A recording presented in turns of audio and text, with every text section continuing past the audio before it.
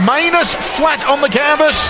We are ready to rock and roll. Second round of action. There is a cut on Manus. Yeah. Jesus. Martial arts chat. My man B-Hop got dropped out the ring last night. I need a little judo baby. I need me a little judo baby, and let's do it, Ron. Let's give me You see what telling me that you got a face for radio. That's got a face for radio. That's nice. Martial arts chat. Martial arts. Well, welcome to Martial Arts Chat Podcast. It's the Roundtable tonight. UFC 239. We're recapping this card, and it's probably one of the best cards of the year so far. And later in the show, we'll be answering fan questions. Thanks to everyone who's hit us up. Let me first just acknowledge the people that make our lives a little easier in the podcast. Our sponsors, A1 Fight Gear. A1 Fight Gear use the latest cutting-edge boxing gloves for professional amateur fighters, gym enthusiasts, and kickboxers. So local and national gyms in the UK, do yourselves a favour. Check out a1fightgear.com. If you want to get in shape, get back in shape, or keep trimming the fat off, whatever your gimmick, go to beastgear.co.uk. Use the coupon code MartialArtsChat, and if you do that, you'll save 15% off purchases for everything, man. Core sliders, straps, barbell pads, strength and conditioning programs at different levels to suit your needs. Beast your goals with beastgear.co.uk. We're also sponsored by Feel Supreme. FeelSupreme.co.uk offers CBD oil and natural nutrition. They will assist your progress in diet and lifestyle, natural supplements, and complementary services such as yoga, mind coaching, and weight cutting programs. And finally, we're also sponsored by World of Martial Arts Television. Woma.tv produces, finds, and acquires commissions all you ever wanted to know about martial arts. Discover techniques, exercises, and forms from your favourite martial artists, and explore martial arts philosophy, health, culture, and spirituality. So to our panel here this evening, delighted to have him back on the show. From Carson's Corner, it's Mr. Bob Carson. Bob, how you doing, my friend? Well, hello, Johns. It's great to be back with both of you. Appreciate it. Been a while, my friend. It's a delighted to have you back on, sir. And also delighted to have him back on representing an awesome show, MMA Huddle. It's Mr. Jon Ferguson. John, how you doing, sir? I'm absolutely buzzing, let's say, after last night. Absolutely amped up. Superb, man. A pleasure to have you on as always, brother. Gentlemen, lots to get into before we get into fans' questions. Let's start with some reaction to these fights, and we'll start in the light heavyweight division. It was Luke Rockhold making his debut in this division against Shan Blachowicz. Get his head kicked in for his troubles. Broken jaw with this left hook, wasn't it? That's what we're hearing, broken jaw. Let's start with Jon Ferguson this one. John, your reaction to this fight, sir? I won't say I wasn't overly pleased, but I was kind of happy that Luke got put out again. If anyone paid attention to Luke Rockhold during the fight camp, he was looking past Jan again, and he's done this in the past where he kind of looks ahead of what's before him. Yeah, man. And he wrote off Jan. He thought Jan was going to be a walk in the park, or this is like a warm up for me to fight Jon Jones. And he was talking about Jon Jones too much, for my opinion. And then, of course, like you said, the fight happened, broken jaw. I don't know if the jaw was broken on that particular punch. It might have happened at the end of the first round when he got hit a couple of times, or the elbow in the clinch in the first. But either way, Luke didn't look great either. You know, he could tell he was trying to disguise that chin with the grappling, the excessive grappling as opposed to what he's used to. Man, when Dana says about retirement, 2 broken jaws, does that mean that jaw's always going to be vulnerable to getting hit, and especially in the higher weight classes? That's it. You know, he's got modelling, he's got all that stuff. He's 34. What does he do? Take another year out? I don't know, man. I know, and the game plan was odd. Yeah, this clinch against the cage, against a guy who's pretty tidy in the grappling department. I don't know. When I heard broken jaw after the fight, or after the fact, I should say, I was thinking, well, maybe that's why he was going to the clinch game. Maybe that's why he was looking to get him down. But that's a tall order to try and get. I know, Luke, don't get me wrong, I know Luke Rockhold's got that sort of judo grappling kind of style, but that's a hard task in itself, and yeah, it really didn't end well for him. Bob, what were you? Do you think there's a future here for Rockhold in the light heavyweight division? Yeah, you know, John, you bring up some good points there, and I agree with you. It's one of those things where You're absolutely right. I mean, even Rogan said during the fight that he appears overconfident. This is one of the things I think that has worked against Rockhold in his career. I mean, at least in terms of fans' appreciation for him. That's why a lot of people don't like him, is because he appears arrogant. He appears cocky. Against Blachowicz. I picked Blachowicz going into this fight because I just knew it was going to be a tall order from him. He comes into this fight. He looked absolutely great. I mean, Rockhold has always been in very, very good shape. He's always had, one of those Adonis physiques there. He just looked absolutely huge, coming into this fight. Sure. And, looked great during the weigh-ins. Was having problems, obviously, cutting to 185. He's always been a very, very big, middleweight, throughout his career.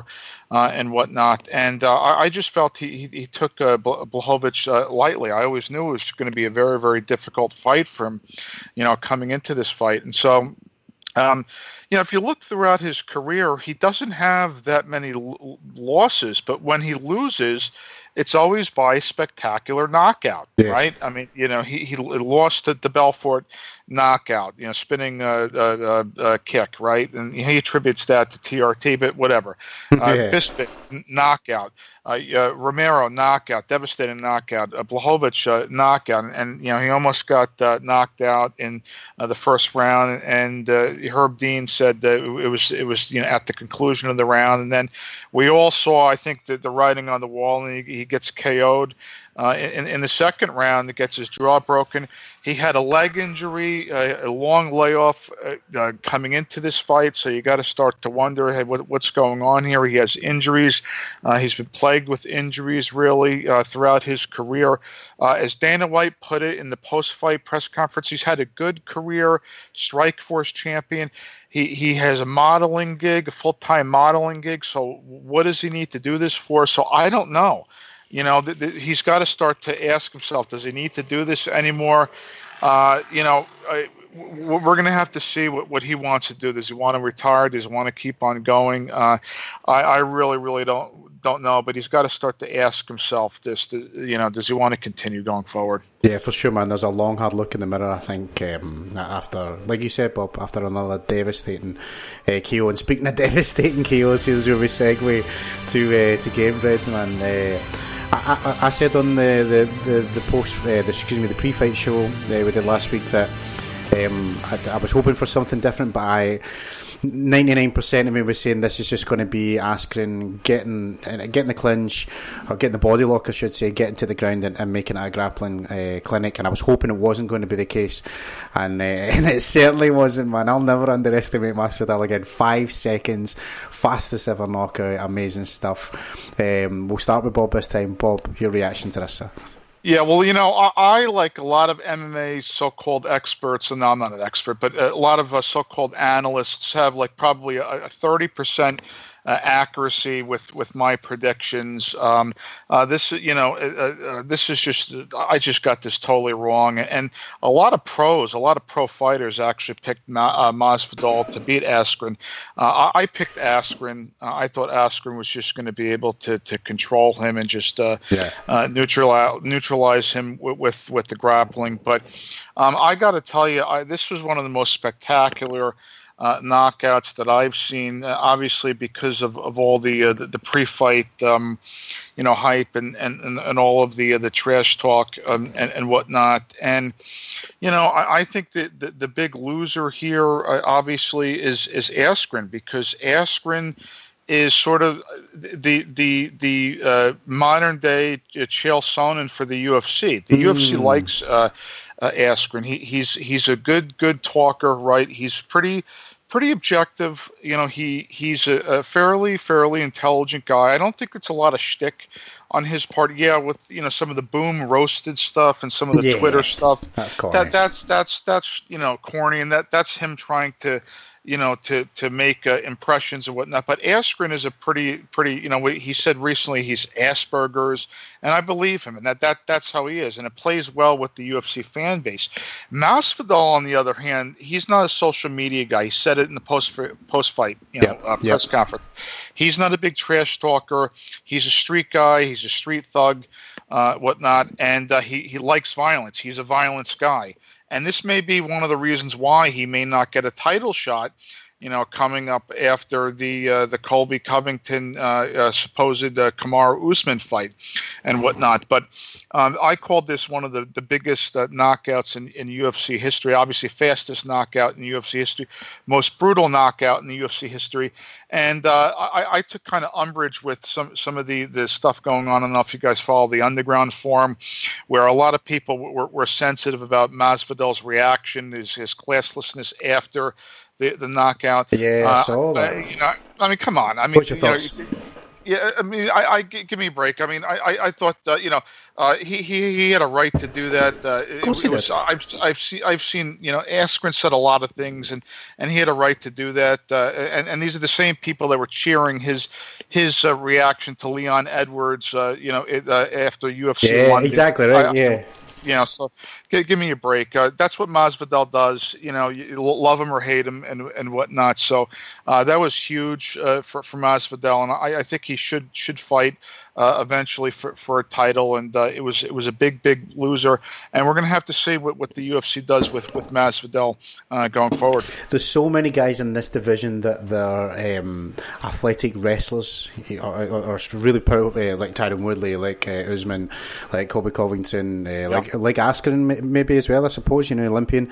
And it's nice to see someone who's a real seasoned veteran striker in there, and we saw what he did, man. It's nice to see something different in a division that's basically abs and takedowns, for want of a better phrase, you know what I mean? So, but not just the personality as well. The fighting style really excites me, and I'm a sucker for momentum. These two, the last two fights, Till, and then obviously this, it's got to be UFC gold, but we know what UFC brass, and we know what Dana like, man. Like you said, Bob, it's you need to be big on that social media. I loved Masvidal when he said, this shows you how much he's not in his social media, when I think his words were something along the lines of, I'm not an IT guy, you know what I mean? That tells you what you need to say.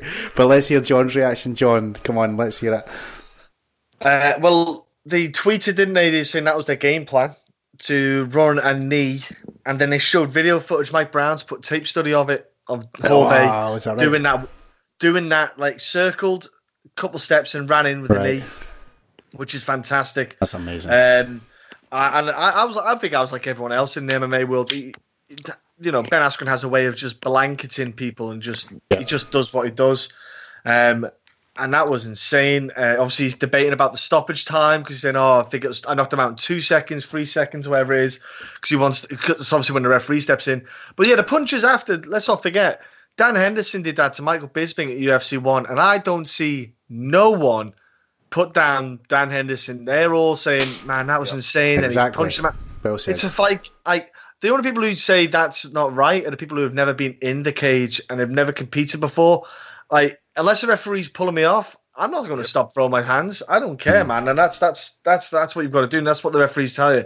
I think if you're the UFC, you'd be stupid to miss out on this opportunity. What Jorge is, I would give him the winner, and give him the next title fight. I would 100% do it, because it's about business. It's about marketing, and he's not a big social media dude, but he's free marketing. He is going to sell you a ton of pay-per-views in the US.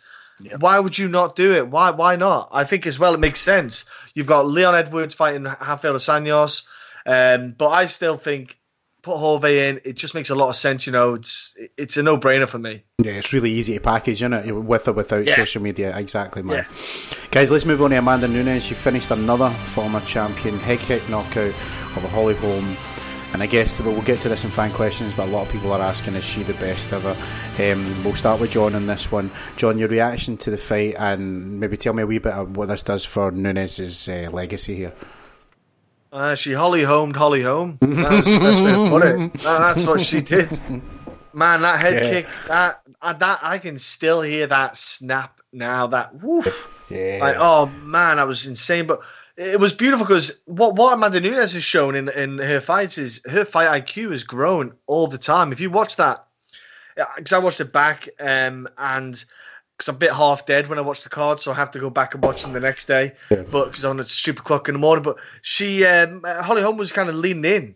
She leaned in a couple of times to her left hand side, which would be where where the head kick came from. And Nunes just knew. She just saw it, and she just threw that head kick, and it was there. It landed beautifally. Perfect. I can't believe how quick the fight lasted. I thought Holly would have been lasted a little bit longer, but because I thought her footwork might have got her out of the way. But Amanda caught her really quickly. But man, like I say, Amanda. If anyone debates Amanda being a pound for pound, you're out your mind. She is She's laid out everyone and anyone. There's no one who's going to come close to her at the moment. Cyborg going up in weight, she's done it all. And I don't know. I feel bad for anyone in that 135 division because fuck fighting her. Nuh-uh. Yeah, man. Nuh-uh. And she has so much evolved. I was talking about this last week as well. Talking about the Amanda Nunes that lost to Kat Zingano to the Amanda Nunes now, man, is just like a completely different fighter. Like evolved with every single fight. I think she's always had power. Victor Vargas said it best how she's got power and precision. She's sharpened those tools and refined it so much, and the vision as well. You said it best there, John. When she just knew when to throw that head kick, and she timed it perfectly, and it's a thing of beauty, man. Yeah, who's next for her? Don't know, but I feel sorry for that poor woman. It's going to be awful, man. Bob, what about your reaction to this fight, sir? Yeah, I mean, I wasn't really surprised by this. I mean, Holly she's a great fighter, but I think she's kind of on the downswing of her career now as far as where she goes. I think she could still be sort of like a gatekeeper and maybe fight some of the up and coming females in her division, but she's kind of nearing the end. No question, Amanda's the best. She's the greatest female fighter to ever do it. There's still some fighters for Amanda to fight. I mean, she could fight Jermaine Durandamy. Jermaine is fighting Aspen Ladd next week, and I think depending upon whoever wins that fight could fight Amanda, but it's going to be a tough fight for her. Dana talked about Cyborg fighting again, and Cyborg is going to be fighting Felicia Spencer, and then whoever wins that fight would potentially fight Amanda again. But Dana, I think, kind of again throws Cyborg under the bus, saying I don't blame Cyborg for not wanting to fight Amanda again. And there was some question as to whether or not Cyborg wanted to fight Amanda. Cyborg said she wanted to fight Amanda again after that fight and whatnot. And I would like to see that fight again. Although I don't know if the outcome would be different. But Cyborg had a really, really bad strategy in that first fight. I mean, she just kind of bum rushed Amanda, whereas she needed to kind of take her time and strike more patiently with Amanda. So that's another fight so there's still some fights out there, but yeah, make no mistake about it, Amanda is the best, and she's kind of on a roll, and her trajectory doesn't look to be coming down anytime soon. So there's some fights out there, and she's the best, and her ego, in my opinion, she seems like a nice person still, but it's definitely grown with her ability, as I've posted kind of on Twitter in the past. So double champion, she's the best. She deserves all the accolades that she gets, and it's good for women's MMA, which I think is kind of hanging on by a thread, at least in terms of MMA fan support there. I don't think a lot of MMA fans out there support women's MMA. Just kind of on the forums and just anecdotally out there. But I'm a big supporter of MMA, and I think Amanda and Valentina, it's another possibility for Amanda out there. Maybe a third match against Valentina. So there's bright spots out there. For sure, man. Main event, Jon Jones. What can I say? Taking a cautious approach, maybe. A good reason, though. I mean, Santos, we know his power, we know he's explosive. I was just questioning last week whether he could do it over 5 rounds, and he did. I think if his knee didn't buckle the way it did, we may have been saying I knew last night. I don't know. It's a factor for sure. How big a factor? Well, let's hear the panel's thoughts. We'll start with Bob on this one. Bob, your thoughts on the main event, and do you think it was the correct decision, mate? Yeah, I mean, I disagreed with the decision. I thought Thiago Santos won this fight, and I wasn't alone. I'll give you, examples in just a moment. But I thought Santos won clearly round 1, round 2, and round 5. Jones, I thought round 1, round 3. And 5, unquestionably. Right. I thought Thiago Santos did the greater damage to Jon Jones's legs and won in terms of punching damage. I know statistically, Jones may have landed a little bit more punches, but I don't think there's just any question as far as who won the greater damage. Cage control, Jones was pressing forward, but he didn't do anything in this fight. What did he do? And then there's the subjective stuff as far as the injuries. Look, Thiago Santos fought on one leg. He beat, as far as I'm concerned, he beat Jon Jones on one leg. The guy, he fought 4 rounds on a bad leg. And even if you're the most ardent of Jon Jones supporters, right? If you're a Jon Jones fanboy, how in the world can you think that Jon Jones, this is a win for Jon Jones? He comes out of this fight. He beat a guy with one leg for 4 rounds, won a split decision. I mean, give me a break. He lost the fight. The fans are booing him. He goes out in a wheelchair, and this is in front of the Nevada State Athletic Commission. And this is from, Dana White, the promoter of the UFC, has fought to try to overturn Jon Jones's one technical loss. So, he's not going to lose any type of decision in front of the Nevada State Athletic Commission. So for me, the winner here is Thiago Santos, no matter how you slice it. I mean, come on. So, I just thought that, this is a win for Santos. He's a great kid. He's got a great story here. He's a paratrooper. He had to dig deep and fight despite an injury in the first round, and he wins on all accounts in my book. There's no love lost between Jon Jones and Bob Carson, is there? Pick up on that, huh? That's it, I'm getting that vibe, mate. John, what were your thoughts on the main event and the decision? Do you think it was a correct one, mate? I don't think Santos could lose no matter what he did. It was always going to be a win-win for him. I had Jones win the fight. The reason of it was he did land more strikes. Obviously, power can come into it, but some of the strikes that Santos was landing, if you watch it, they weren't very clean. Jon Jones is an absolute deceptive man with his movement. He was out of range of them punches. Those were the end of the punches that Santos was kind of skimming on the shoulders of Jones or maybe just touching. They weren't landing flush and clean that much. A lot of the high kicks were blocked. When you look at Jon Jones, he was hitting, obviously he was going for the body and the leg a bit. I believe that Santos actually had an ACL already blown injury. Oh, is that what it was? Right. Had surgery, came back too soon, but obviously wasn't going to turn down a big fat paycheck. Sure. So this is what I believe. So it kind of just either the same knee went or the other knee went, because sometimes that tends to happen because the other knee's forced to do so much work. Yeah.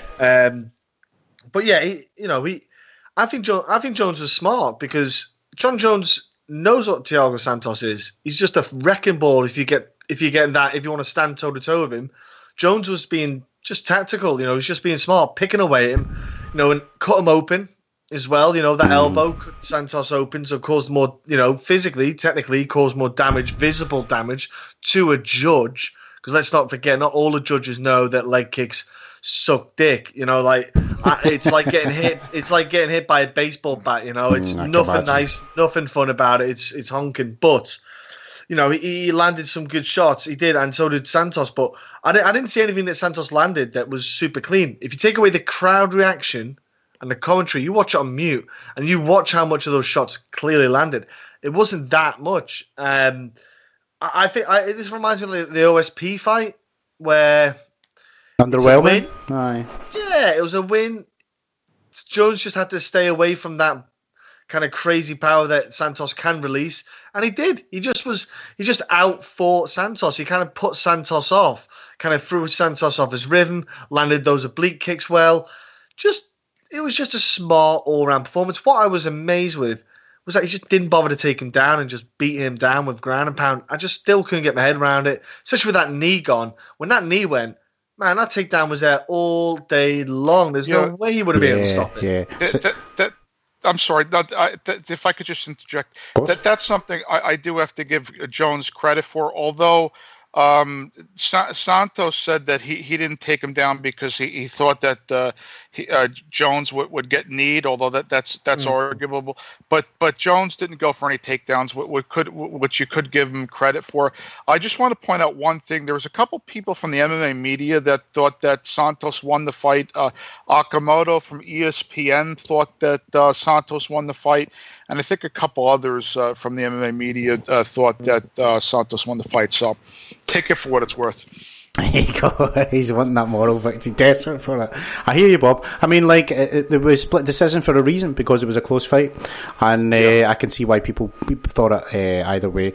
Jones, for me, man, in his last two fights, hasn't looked spectacular. But then not too long ago, he looked pretty convincing against Gustafsson. So I think if he wants to, he can turn up the volume. There's something in the Smith fight, and then here, especially with a guy in one leg, like we're saying, that he's just not up the gears for whatever reason. I think probably the reason for this is the power of Santos and the leg kicks. I mean, that was enough to maybe not force a takedown, not go too wild, and just kind of, I don't know, work your way to decision. It's not the best way, but I still remain convinced that it sets up Jon Jones for maybe not DC, but something in Madison Square Garden. That's what the brass have got planned for him. But guys, it's time for the final part of the show, and my favourite, answering fan questions. I'll remind the panel of the one rule we have on the podcast, and simply don't wait your turn. The floor is yours. So we will start with Twitter this week. Twitter questions. First one comes from @Pow7777, who asks, I'm so glad I didn't subscribe to the greedy pay-per-view BT. They have shot themselves in the foot with a lot of watching BT Sport for UFC, and because of the greed will cancel the subscription. Terrible decision by BT, and for UFC in the UK, people only have a certain budget. #greed. I've streamed since I can remember, and I will keep streaming. You know, so it makes no bones to me, the BT thing, but obviously from the UK side of things, I get it. It's awkward because a lot of the brands, they all know now that they can do their own thing. They can do their own channel. Like, you've got UFC Fight Pass, you've got WWE have their channel, you've got Disney apparently doing their channel. And you know, this obviously we have Sky in the US, you've got other kind of networks and stuff, but they're all starting to realize they can get their own money and isolate themselves, like Dan's in or whatever you want to call it. But the issue is, what I don't realize, if I want to watch them all, that's going to cost me an arm and a leg. Man, I ain't going to do that. No chance. Like I'm happy to not do that, and I'm going to stream it. So man, I lose no. And people say, "Oh, but you're not paid." But that's the reason why the fighters don't get paid. No, it's not. The fighters get paid because Dana is too tight to pay them. It's a multi-billion-dollar company that signed multi-million-pound contract deals with the TV companies, so they already have that money set in stone to pay for the fighters. One of the girls tonight, the girl who debuted, who beat Pani, got 10,000 still in the UFC in 2019 as fighters who sign up, you still get 10 and 10.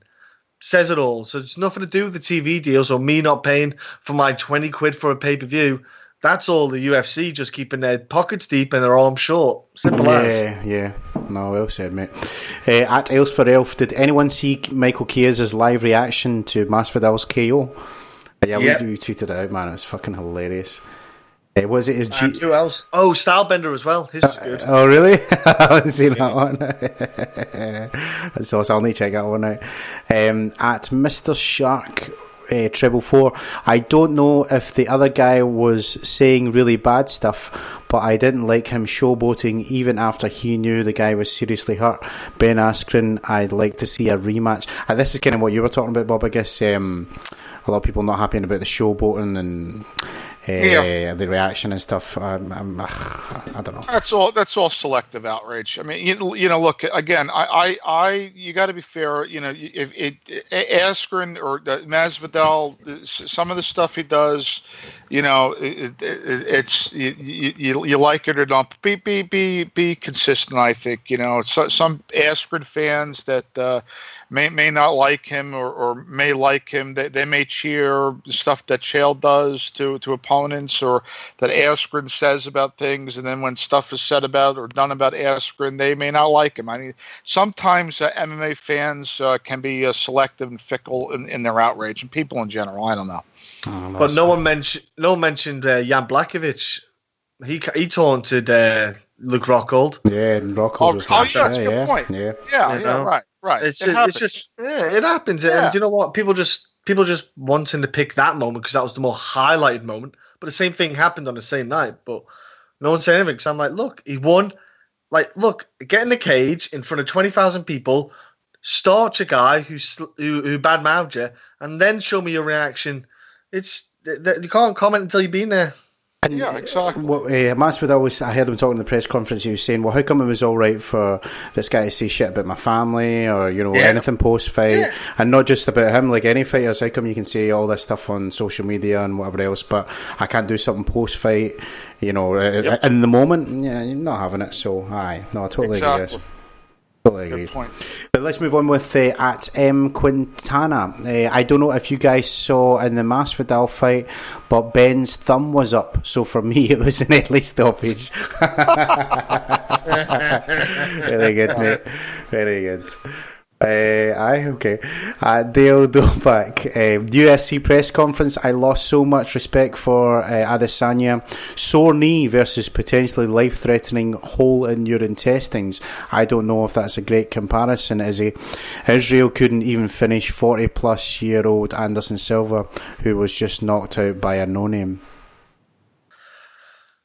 Just smack talk, isn't it? Let's be honest. Yeah. Let's not. I don't think there's much to read into that other than just a bit of smack talk. And how else you want to sell pay-per? It's a way to sell pay-per-views. They're going to be the main event for that card. We know how Israel is. We know how his mouth is. He's just going to be a smart man, and it's business. He's smart. Like, look at Conor. It's business. They run their mouth. They get paid. Look at Robert Whittaker was like, nah, I'm good. Don't worry about it. It's all fine. Yeah, I'm sorry I put that picture up. Obviously, when they did standoff, you could see that Robert was fuming. But even still, it's just smack talk to get the fight going. Exactly, man. Exactly, 100%. Let's see. We've got we've got Facebook questions now, so we'll move on in the second half. Facebook. Cage Warriors welterweight champion Ross Houston has got in touch, and he's asking what's next for Arnold Allen. The guy is smashing it at the moment. Oh, pillow puncher Ross. Oh, good lad, him. He's a good lad. No. Mate, I want Arnold Allen to face Shane Burgos. That's what I want.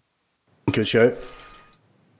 Good shout. He is. Like I said, man, I'm a sucker for momentum, and Allen's he's tearing up for sure. I'd like to see him on a main card. I don't know, maybe like a UK, next time we do a London or Manchester. They're doing Russia in November, so he could be on that one. But I'd like to see Shane Burgos and Arnold Allen. I know because Shane just come off the win against Cub Swanson. Again, another high level veteran in the featherweight division. Same with Gilbert Melendez, a high level veteran in the game. I thought the pair of them would do well. There'd be a good stand up fight. The pair of them. But yeah, I think that would just be a great fight, those two. I'd like to see it, man, for sure. Reese Price on Facebook. People keep mentioning Nunes beating Shevchenko, but before she became champ, no one mentioned them fights without saying they could argue Amanda lost both fights. Now they talk like she ran through her. Preston. Well, yeah, I mean, the first fight was a little bit more arguable because that was a 3-round fight, and Amanda lost, I think, the first maybe round or so, but I think Amanda, rebounded. The second fight was, I think, it was a little bit more decisive, but Amanda's bigger than Valentina's a small fighter. I think she's a lot smaller than Amanda, and maybe there'll be some interest in a trilogy. Valentina seems to be picking it up. She has a little bit a lighter of a division there at what is she? She's a 125. So yeah. It's not sort of the same thing. But you know what? Who knows?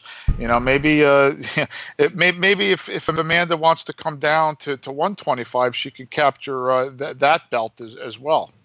I'd be surprised if she made that weight because she had to strip off, didn't she, to make 135? Yeah. And she's I think obviously as you get, every year it's harder to keep that weight down. But I'd like to see Valentina stay down at 125. I just don't think there is size difference, especially with size. I think Nunes is way better as well than when they even fought back then. I think Valentina is perfect for 125. I think that's her division all day long. Same. And again, she is another one. I think her and Nunes there's light years between them two and the rest of the divisions. Yep. Fair play, man. Matthew Penny, does Massvidal really have to do more before a title shot? Yep. No, yeah, it's like I think I was saying before. It's a lot of it's arbitrary. A lot of it is recency bias with the UFC. What have you done for me lately? Yeah, exactly. What is it? Who's the hot guy? Who has the most social media impressions? Which is why I think somebody like Massvidal may be at a disadvantage now. It's like he's not a big talker. He's not a big social media guy. Whereas somebody like Colby, who doesn't have the exciting fighting style, has a gimmick and maybe a cringeworthy, maybe have a better shot of getting a title. Whereas Massvidal brings the violence, so to speak, maybe at a disadvantage. I don't know. We'll have to see. And also, to your manager you got to look at the terrorist rat that is Ali. Did you guys see him with Nate Diaz almost into that fight? No, I missed it. Clear me up. Tell me. It was Nate Diaz walking behind. Basically, there was like Usman, Henry, Khabib, all the kind of all the guys who are owned by dominant MMA were all like in the queue, and then Nate is obviously.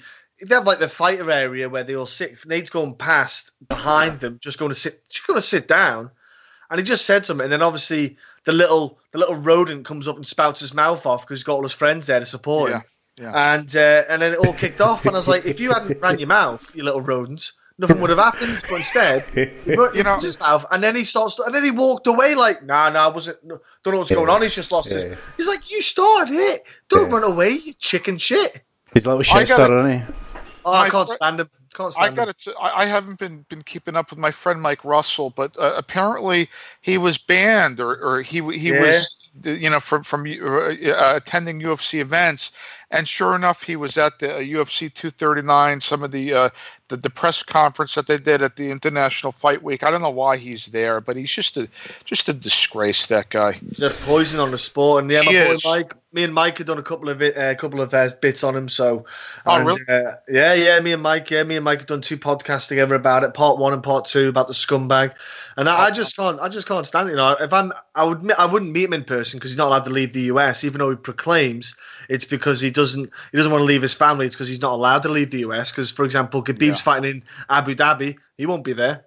He won't be there. He's not allowed to leave the US. Yeah. He'll say it's to save his family. No, it's not, son. Send those podcasts my way, man. I want to share that shit out. Yeah, spread please, the word.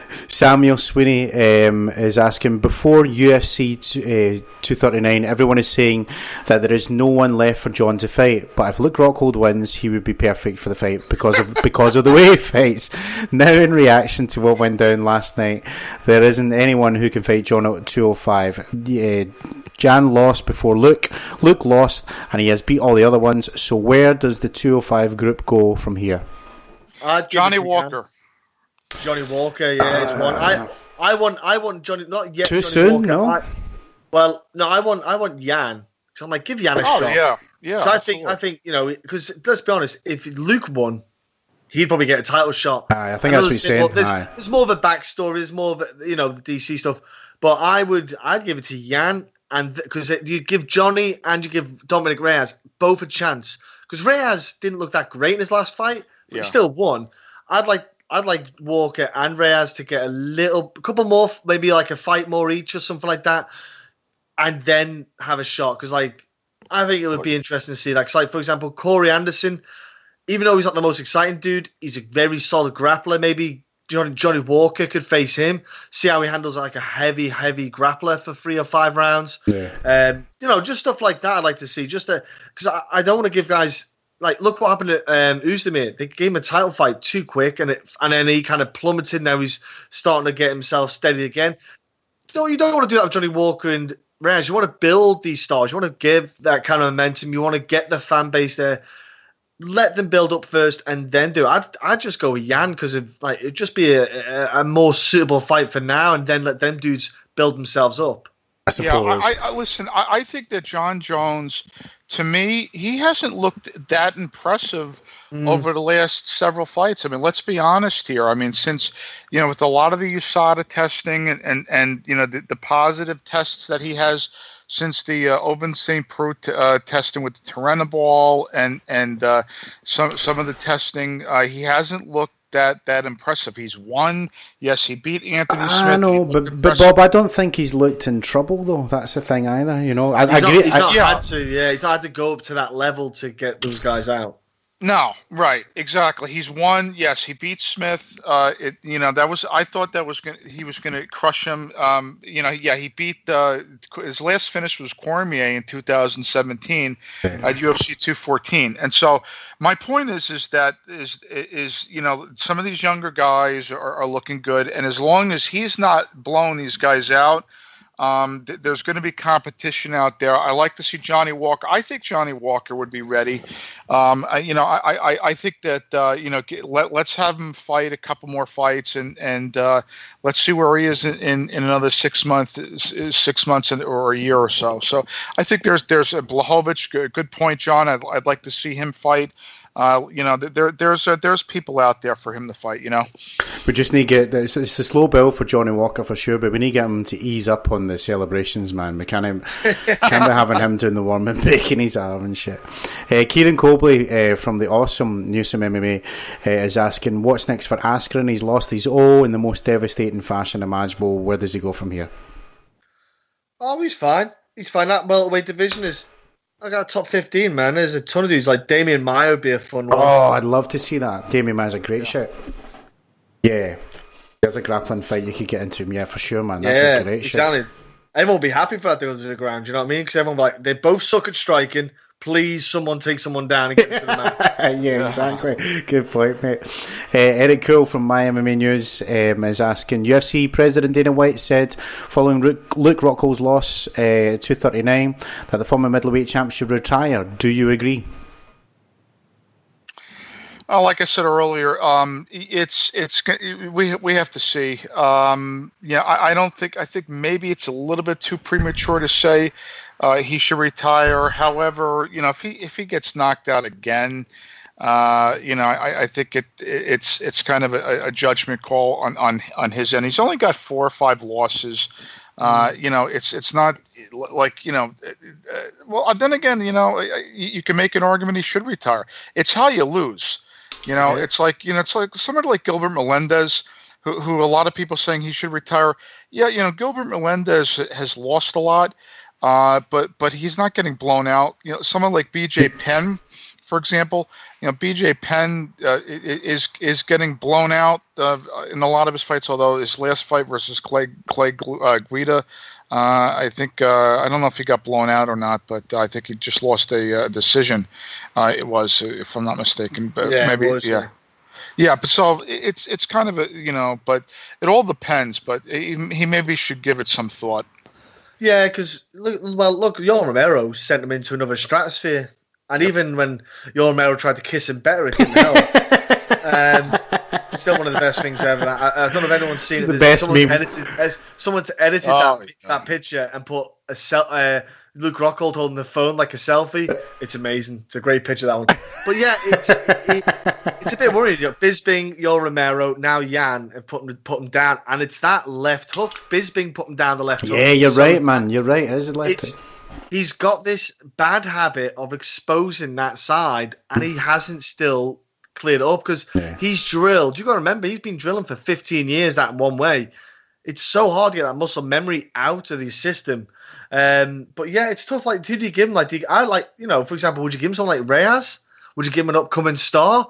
But then again, if Luke wins, he stops the momentum of an upcoming star. Do you give him someone like OSP, who we never know what OSP is going to perform like? He's hot and cold. Yeah. It's a tough one. Do you give him someone who's more wrestling based so that maybe he doesn't get put to sleep so soon? It's awkward if he does want to continue. He's got a longer road now to get anywhere near Jon Jones. Oh, for sure. I mean, I was excited that he was stepping up to light heavyweight because we lost Jimmy Manuwa. Who else? We lost Gustafsson. So there's established names gone, and there's young guys still to build. 2 or 3 fights away from making them established. So you put Rockhold in there. He's pretty established, and with this knockout, man, and especially a broken jaw, if that is the case, he's going to be out for that. You got to reckon that'll be him for the rest of the year, right? It won't be. It depends how bad it is. He might need a surgery. He might need a pin together. Who knows? After last time he broke it, is it the same place? Is it a new break? That's true. Aye, man. Bad news. Eric Cool is asking, we did that one, sorry. Emmett Glenn, can we now start talking about how good Yadong really is? I didn't see this fight. This was in the prelims, right? Oh, he sparked Perez, mate. He is, like, me and Will, when we did our breakdown, we said he's I put it on Twitter as well last night. It's a sleeper fight of the card. And I thought it was going to be a hell of a. I thought it was going to be knocking 7 bells out of each other because Perez is tough, man. But Yadong's been a Team Alpha Male. He's been growing and developing there. You've saw it in his past few fights. There's been bits of him growing. Man, he came out and he just smoked Perez, who's been in the UFC for a while, an established dude. And man, the kid is looking legit, man. He's going to be an absolute fantastic addition to the top 10, top 15. What's his style then? So I haven't seen him fight. I'm guessing he's got that wrestling thing if he's doing the thing out in top team, right? Nah, striking, man. Wow. He's good. Like that pop he put on Perez was insane, man. He just knocked Perez for 6. But the thing is with them, he's getting everything. His striking's coming along. His grappling will get better. It's a good place for him, man. Can't not be, for sure. Last one then from Facebook. Tom Heffernan, our good friend of the show, is asking, do you think the fighters will start to think twice about heavy trash talk before fights after Khabib handed Conor his arse and Massvidal knocked Ben into the 3rd dimension? For the record, I hope they don't. I love trash talk. No, I don't, because again, the UFC and Dana White, they make this a part, like almost a requirement.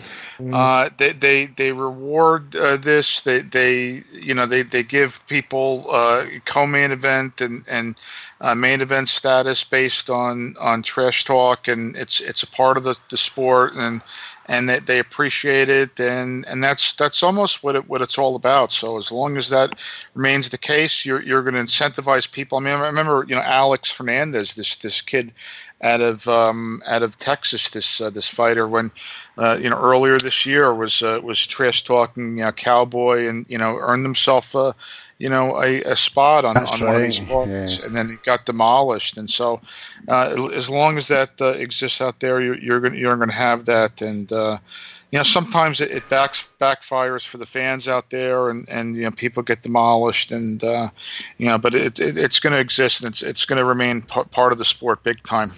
Yeah, it's the fighter retreats, isn't it, that they do?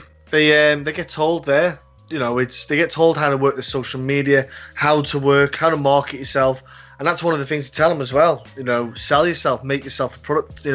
Whether it be trash talk, whatever, they tell them to do it. It's how they tell them to. It's very much encouraged, isn't it? Yeah. Yeah, they tell them sell our brand by being cocky, and it will get you obviously a few more quid, but it'll get us a lot more money, and that's what they do. These fight retreats. But a few of the fighters that have told me about what they got onto there, and yeah, it's interesting. Yeah, I don't know if that's a good sign on the horizon, but it's the most overused phrase in MMA, but I guess it just is what it is. Yeah, I've done my Max Holloway a bit, set us up for 240, but there you have it, guys. UFC 239 all wrapped up, an amazing night of fights. Thank you to everyone who got in touch with your questions and comments. The Roundtable will be back in 2 weeks' time. We're going to look ahead to UFC 240, Holloway versus Edgar. Special guest on the Roundtable will be Mick Tully of Mixed Martial Arts, so looking forward to that one. But in the meantime, let me thank our panel here. here this evening, starting with Bob Carson. Bob, massive thank you as always. Let everyone know where to check out Carson's Corner, and a pleasure for your time, sir. Yeah, thank you guys. I appreciate the discussion. You guys can go to my Twitter account, twitter.com/Bob Carson MMA, and there you'll find a link to my podcast as well. Follow me there and interact with me. Appreciate it. To John Ferguson, John, always a pleasure getting your insight. Let everyone know about the awesome work you do for MMA Huddle, and thank you again for your time, sir. Well, always good crack being with you boys, and yeah, just MMA Huddle, YouTube it, Twitter it, whatever, social media it. Yeah, just do that. You know, the usual spiel, but yeah, thanks very much. I'm still like you, John, man. Like, when people say promote your shit, I'm like, yeah, just Google it. Yeah. Just Google it, you'll find it. It'll come up somewhere for sure, man. It'll be there somewhere. That's it. But if you like the podcast, search for it, yeah, man. iTunes, Martial Arts Chat, Twitter, Martial Arts Chat, Facebook.com for Martial Arts Chat. But I'm John Boy McElroy. Thank you so much for your time, and we'll catch you next time on the Martial Arts Chat podcast.